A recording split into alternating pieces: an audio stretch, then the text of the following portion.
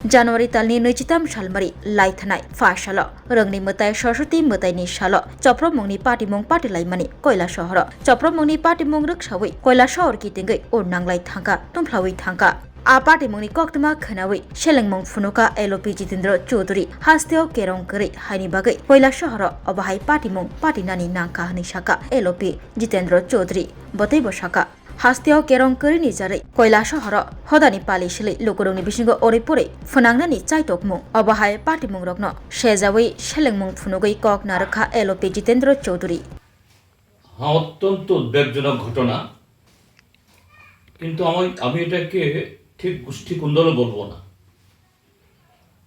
কেননা যে আমাদের কৃষকরা যে সবজি বা ফল বা ফুল যেটাই লাগান, সেই সবজি বা ফল বা ফুল তার ফসল হয়, তার ফল ইত্যাদি ফলে। তো আজকে ত্রিপুরাজ্যের মধ্যে যা ঘটছে এটা তারই স্বাভাবিক পরিণতি। এটা অবশ্যই সাধারণ মানুষের কাছে, শান্তিপ্রিয় মানুষের কাছে এটা অত্যন্ত উদ্বেগজনক, ভয়ঙ্কর। কিন্তু এই ঘটনাটা স্বাভাবিক। কেন আমি স্বাভাবিক বলছি? যে গত 8 বছর ধরে ত্রিপুরাজ্যের মধ্যে একদলীয় শাসন ব্যবস্থা। এরকম একদলীয় শাসন ব্যবস্থা যখন কায়েম হয়, তখন আইন শৃঙ্খলা, নীতি, নৈতিকতা, ঐতিহ্য এটা সব যে অনুপস্থিত হয়ে যায়, পেছনে হটে যায়। ভারতীয় জনতা পার্টি সরকার গঠিত হওয়ার পর তারা এই রাজ্যের মধ্যে এরা মনে করেছে সমস্ত নীতি নৈতিকতা এটাকে অস্বীকার করে তারা এই রাজ্যটাকে লুট করবেন। পিডব্লিউডি অফিস লুট হচ্ছে, ব্লক অফিসগুলো লুট হচ্ছে, এগ্রিকালচার অফিসগুলো লুট হচ্ছে, সমস্ত সরকারি দপ্তর। কিন্তু সেই জায়গায় যারা ত্রিপুরাজ্যের মধ্যে এই বিজেপি সরকারকে এনেছে, যাদেরকে ব্যবহার করে একসাথে ভোট ডাকাতি, ভোট লুট, মানুষের গণতান্ত্রিক অধিকার হরণ, ভোট দিতে না দেওয়া, কিন্তু সরকার দখল করার পর মিউনিসিপ্যালিটি, জেলা পরিষদ, পঞ্চায়েত সমিতি বা গ্রাম পঞ্চায়েত, এখন মুষ্টিমেয় কিছু লোক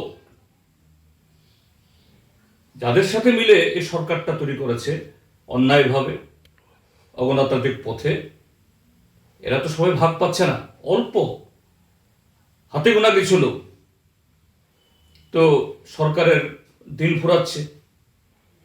ইতিমধ্যেই 3.5 বছর চলে গেছে, আর মাত্র 2 বছর। কাজে অবশিষ্ট যাদের সংখ্যা ভারী, এরা দেখছে এদের কপালে কিছু জুটছে না। কাজেই গতকাল যে কৈলাসহরের ঘটনাটা হলো, এর আগে কুমারঘাটে হয়েছে, ওই সোনামরা হয়েছে, উদয়পুরে হয়েছে, তারপর এই বিশালগড়ে হয়েছে, মোহনপুরে হয়েছে, অহরহ সর্বত্র এটা লুটের বখরা নিয়ে কারাকারি। এই জন্যই বলছি এটা গোষ্ঠী কুন্দল না। গোষ্ঠী যদি হয়, এবং আমি একটা এই ইতে দেখেছি একটা চ্যানেলে, যে মাননীয় মুখ্যমন্ত্রী বলছেন এটাকে রাজনীতিকরণ করা ঠিক হবে না। এটা কিসে? হ্যাঁ ঠিক, রাজনীতি হলে পর নীতি থাকবে, কর্মসূচি থাকবে, এখানে কোনো রাজনীতি নেই। এখানে একটাই হলো যে অনৈতিকতা, অরাজকতা, লুটের সামগ্রী নিয়ে, বখরা নিয়ে কারাকারি। কারো মাথা ফাটছে, কারোর পা ভাঙছে, কারো হাত ভাঙছে, কারোর বাড়ি জ্বলছে, আর অন্যদিকে বিরোধীদের উপরে আক্রমণ তো বটেই। এই হলো ঘটনা। আমরা দেখতে পাচ্ছি একটা অংশের লোক এটাকে ধর্মীয় মেরুকরণের চেষ্টা করছে, সেই বিষয়ে কি বলবেন? এটা একটা অংশের নয়, এটা শাসক দলই। কি করবে? ভারতীয় জনতা পার্টি তাদের অপদার্থতা, অকর্মণ্যতা, জনবিচ্ছিন্নতা আটকাতে পারছে না। যে জনগণের পয়সা খরচ করে কোটি কোটি টাকার এই বিজ্ঞাপন ছাপালেই কি জনগণ বুঝবে? ছবি দিয়ে মানুষ অভিজ্ঞতায় দেখছেন এই ত্রিপুরার যে তারা 35 বছরের বামপন্থী ফ্রন্ট সরকার দেখেছেন তারা কিভাবে প্রত্যেক 5 বছরে 20 থেকে 25,000 চাকরি হতো, কিভাবে গ্রামীণ উন্নয়ন হয়, কিভাবে জনগণের মতামত নিয়ে পরিকল্পনা হয়, পরিকল্পনার রূপায়ণ হয়। আজকে এগুলো কিছুই নেই, সর্বত্র মণ্ডল। কাজেই এই যে অপদার্থতা, এটাকে আড়াল করার জন্য সর্বত্র এই ধর্মের ব্যবহার, অর্থাৎ এইভাবে ধর্মের দোহাই দিয়ে। কেন গতকাল যারা এই কৈলাসহরে যারা করেছে তারা কারা? হ্যাঁ, সেখানে বিভিন্ন সম্প্রদায়ের লোক আছে, বিভিন্ন ধর্মাবলম্বী লোক আছে, এরা সবই বিজেপির লোক। বিজেপির কেউ কাটা, বিজেপির ঠেঙ্গারে বাহিনী, বাইক বাহিনী, বিজেপির যারা নির্বাচন আসলে পরে এই ছাপ্পা মারে সে বাহিনী। এখানে হিন্দু মুসলমান আসলো কোত্থেকে? এটা হিন্দু মুসলমান বা ধর্মের ব্যাপার নয়, এটা যে এই ঘটনাকে নিজেদের ব্যর্থতাকে আড়াল করার জন্য মুখ্যমন্ত্রী থেকে শুরু করে তাদের নেতা সবাই এইভাবেই ধর্মকে ডাল হিসেবে ব্যবহার করছে। এটা এখানে কোনো ধর্মের কোনো ব্যাপার নেই, এখানে সম্পূর্ণই বিজেপির ঘরের আভ্যন্তরীণ উচ্ছৃঙ্খলতার এবং যে উচ্ছৃঙ্খলতার চাষ তারা করছে গত 8 বছর ধরে, যে অশান্তি বিভাজন চাষ করছে, তারই ফসল উঠছে। এটা এই হলো ঘটনা। আমরা দেখতে পেয়েছি একটা জায়গায় মাননীয় মুখ্যমন্ত্রী বলেছেন আইনের পথে চলবে এবং আইনের শাসনের কথা। বিগত দিনেও ত্রিপুরা রাজ্যে যে ঘটনাগুলো ঘটেছিল উনি সেম কথাই বলেছিলেন, কিন্তু কোথাও এরপরে অ্যারেস্ট হওয়ার কোনো ঘটনা আমরা দেখতে পাইনি। এই বিষয়ে কি বলবেন? আমি অত্যন্ত ব্যথিত আমাদের রাজ্যের মাননীয় মুখ্যমন্ত্রী কিভাবে এই আইন শব্দটি তিনি তার মুখে উচ্চারিত হয়। যদি আইনের পথে চলে,